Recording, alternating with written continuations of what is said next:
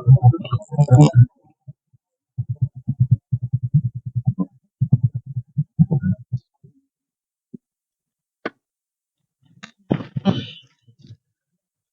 है दोस्तों आप सबका एक बार फिर से मेरे यूट्यूब चैनल पर। मैं नितिन कुमार शुक्ला। तो दोस्तों आज हम बात करेंगे कि हमने हंटर की थर्ड सर्विस कराई है और इसमें क्या क्या हमें कराना पड़ा और कितना कितना पैसा लगा। तो बने रहिए वीडियो में आखिरी तक, तो मैं आपको सब चीज़ बताऊंगा।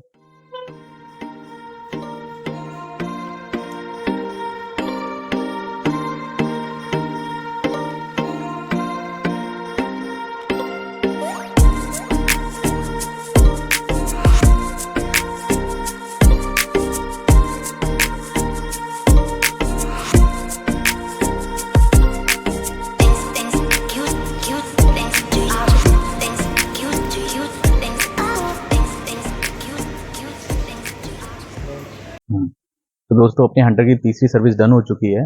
तीसरी सर्विस कभी होती है जब हमारे गाड़ी को 1 साल हो जाएंगे या फिर 10,000 किलोमीटर मिनिमम हो जाएंगे। तो इन दोनों में से जो भी क्राइटेरिया हम पहले फुलफिल करेंगे तो अपने आप कॉल आ जाएगी आपको हंटर के सर्विस सेंटर से कि आपकी गाड़ी को समय हो गया है, 1 साल हो चुके हैं, तो आप सर्विस करा लें। तो मेरी गाड़ी अभी इस समय 6,300 कुछ किलोमीटर चली थी और 1 साल 18 जनवरी को 1 साल हो चुका है। तो मुझे भी थर्ड सर्विस अपनी करानी कंपलसरी हो गई थी, अगर मुझे अपनी वारंटी क्लेम कर रखनी है तो, मेंटेन रखनी है तो, क्योंकि अगर टाइम पे सर्विस नहीं कराएंगे तो उनकी वारंटी मिस हो जाएगी, ऐसा उनका रॉयल एनफील्ड वालों का कहना है।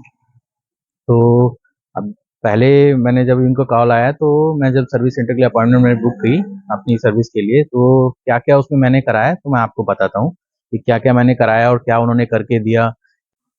तो थर्ड सर्विस में जो उन्होंने मुझे सजेस्ट किया उसमें इंजन ऑयल चेंज करने के लिए था। तो मिनिमम जो अपनी सर्विस मैनुअल है उसमें मिनिमम जो हमें ऑयल चेंज करना है, इंजन ऑयल चेंज करना है 10,000 किलोमीटर पे करना है, जबकि मेरा 6,000 किलोमीटर हुआ था।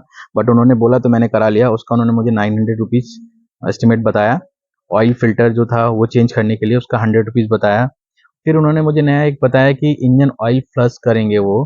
तो उसमें क्या प्रोसेस होता है कि कोई एक लिक्विड होता है, चाहे लिक्विमोली का हो किसी भी कंपनी का हो, तो जब इंजन ऑयल वो निकालेंगे, जब निकालने का नंबर आएगा तो उसमें वो लिक्विड मोली वाला लिक्विड डालेंगे और इंजन थोड़ी देर रन करेंगे 10 मिनट तक, उसके बाद में वो निकालेंगे। इससे उनका कहना है कि जितना भी इंजन के अंदर गंदगी रह जाता है वो सारा निकल जाएगा। तो मैंने उसके लिए मना कर दिया। वो 580 चार्ज कर रहे थे। आप लोग अपने हिसाब से देख सकते हैं, अगर आपको कराना है तो आप कर सकते हैं। फिर दूसरा उन्होंने मुझे बोला air filter check to and replacement.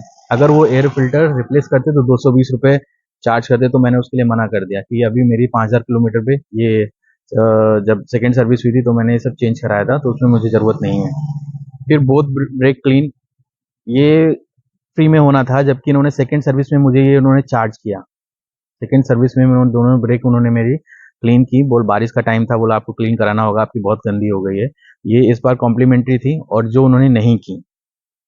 फिर उन्होंने मुझे एक और चीज़ सजेस्ट करी, इसमें था उन्होंने टोटल बॉडी क्लीन, इसका 1,100 रुपये चार्ज था, और वॉल्व क्लीनिंग 850 रुपये का। तो ये दोनों चीज़ थी। तो ये मुझे समझ नहीं आया कि टोटल बॉडी क्लीन कभी होना चाहिए या नहीं होना चाहिए। 1,100 रुपये और 850 रुपये वॉल्व क्लीनिंग था, तो उससे मैंने मना कर दिया। फिर उन्होंने फोक आर्म रिप्लेसमेंट इन, तो ये भी इनका कॉम्प्लीमेंट्री में था, वारंटी में था। ये क्या था इसके बारे में बाद में बात बताऊंगा। फिर दूसरा था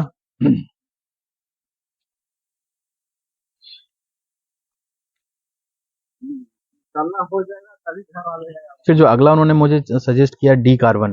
डी कार्बन उन्होंने क्या बोला था, जो इंजन का जो वॉल्व है इसको क्लीन ओपन करेंगे और इसमें जो कार्बन जमा हो गया वो हटाएंगे। तो इसके लिए मैंने मना कर दिया। और नेक्स्ट उन्होंने मुझे क्या सजेस्ट किया कि मैंने कंप्लेन किया कि मेरी गाड़ी में थोड़ा सा राइट हैंड में वाइब्रेशन है, जो मिरर है राइट हैंड का ये ज़्यादा वाइब्रेट होता है, और जो लेफ्ट हैंड का है इतना वाइब्रेट नहीं होता है। तो मैंने ये भी बोला कि मुझे इसमें वाइब्रेशन ज़्यादा फील होता है, प्लीज़ देखिएगा। तो उन्होंने मुझे क्या सजेस्ट किया, स्विंग आर्म ग्रीसिंग सजेस्ट की 650 रुपये में। तो उन्होंने बोला कि ये जो स्विंग आर्म ग्रीस क्या होती है पता नहीं, शायद ये पीछे का चीज़ का कुछ पार्ट है जिसमें वो लोग ओपन करके ग्रीसिंग करेंगे तो वाइब्रेशन कम आ जाएगा। तो मुझे वो सजेस्ट किया, मुझे वो लगा नहीं कि ऐसा कुछ भी होगा, तो मैंने उसके लिए मना कर दिया। फिर क्लच कैब ऑयलिंग है इसका, जो कॉम्प्लीमेंट्री, मतलब ये तो सर्विस में ही आता है, सर्विस का ही पार्ट है। फिर जनरल चेकअप में ये हो गया। और फिर उसके बाद में उन्होंने मुझे कंज्यूमर चार्जेस बताए 118 रुपये के। तो इसका टोटल जो प्राइस उन्होंने मुझे कोट किया था 5068 प्लस 18% GST। ये मुझे चार्ज किया था थर्ड सर्विस में, उन्होंने सजेस्ट किया था। तो मैंने क्या कराया है, तो मैं आपको बताता हूँ। मैंने इंजन ऑयल चेंज कराया है, ऑयल फिल्टर चेंज कराया है, एयर फिल्टर जो चेक किया है वो चेंज नहीं कराया मैंने, और वो काम ये भी नहीं कराया मैंने। तो मेरा कुल चार्ज जो आया है 1500 कुछ रुपए आया है। मैं एग्जैक्ट बताता हूँ आपको कितना है। क्या है 1500, मैंने जो उनको पे किया है 1525 रुपीज़ पे किया है, और जिसमें मुझे 232 का टैक्स लगा है। जो उन्होंने मुझे चार्ज किया है, इंजन फिल्टर एलिमेंट किया है, फिल्टर कम इंजन ऑयल है, रस्ट क्लीनर है, ये मुझे चार्ज किया उन्होंने। तो ये मैं वीडियो, ये जो बिल है मैं आपको ऊपर साइड में दिखा दूंगा कि क्या है, क्या चार्ज किया उन्होंने मुझे। तो मेरे टोटल सर्विस में 1525 रुपये लगा। दोस्तों ये तो हो गई सर्विस की बात, सर्विस का कितना चार्ज होना चाहिए, क्या हुआ।